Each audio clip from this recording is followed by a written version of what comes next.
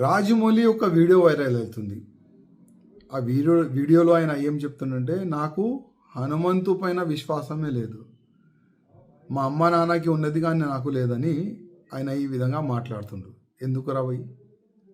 విశ్వాసం నీకు లేదు కానీ అదే ధర్మం పట్ల, అదే దేవుళ్ళ పట్ల మూవీస్ తయారు చేయాలి, కోట్ల రూపాయలు సంపాదించుకోవాలి. అసలేంది నీ ప్లాన్ ఏంది, నీ ఆలోచన ఏంది? అంటే ఆల్రెడీ ఇంకొక మూవీ తీస్తున్నావు వారణాసి, దాంట్లో మహేష్ బాబుకి తీసుకున్నావు. అంటే ఆ మూవీ ఎక్కువ ప్రచారం కావాలని నీ ఉద్దేశమా, లేక నిజమైన నువ్వు నాస్తికుడా? ఒకసారి డిక్లేర్ చేయి.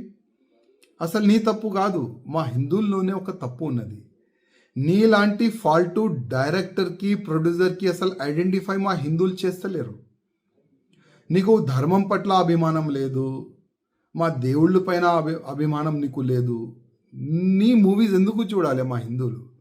బాహుబలి మూవీ తీసినావు, ఆ ప్రభాస్తోని శివలింగం లేపట్టినావు, దాంట్లో కోట్ల రూపాయలు సంపాదించుకున్నావు ఆ మూవీతోని, ఫస్ట్ పార్ట్ సెకండ్ పార్ట్తోని. మళ్ళా మా హిందూ దేవుళ్ళ పైన నీకు నమ్మకం లేదు.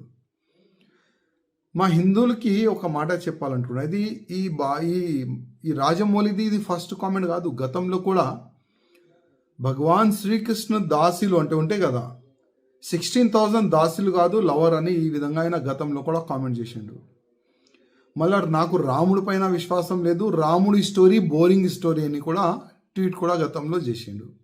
ఇప్పుడు హనుమంతు పైన కామెంట్ చేసిండు. నా హిందువులారకి ఒక నివేదిక చేస్తున్నా, ఇట్లాంటి ఫాల్తూ డైరెక్టర్, ఫాల్తూ ప్రొడ్యూసర్ పైన కంప్లైంట్ ఇవ్వండి.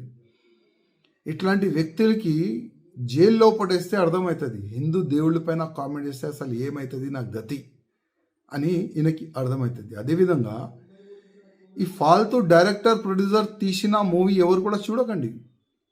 మనం చూస్తాం కోట్ల రూపాయలు, 100 కోట్ల రూపాయలు, 1000 కోట్ల రూపాయలు ఈయనకి సంపాదిస్తాం. అందుకోసం ఈ నాస్తికుడు మన ధర్మం పైన ఏ నోరుకొస్తే అది కామెంట్ చేస్తుండ్రు. అందుకోసం మన హిందువులకి కొద్దిగా అర్థం కావాలి, మన ధర్మం పైన, మన దేశం పైన, మన సమాజం పైన ఎవరైనా తప్పుగా కామెంట్ చేస్తే ఆయన గతి ఏమవుతుంది, కొద్దిగా మన హిందువుల్లో ఒక అవేర్నెస్ వచ్చే ఇప్పుడు అవసరం ఉన్నది.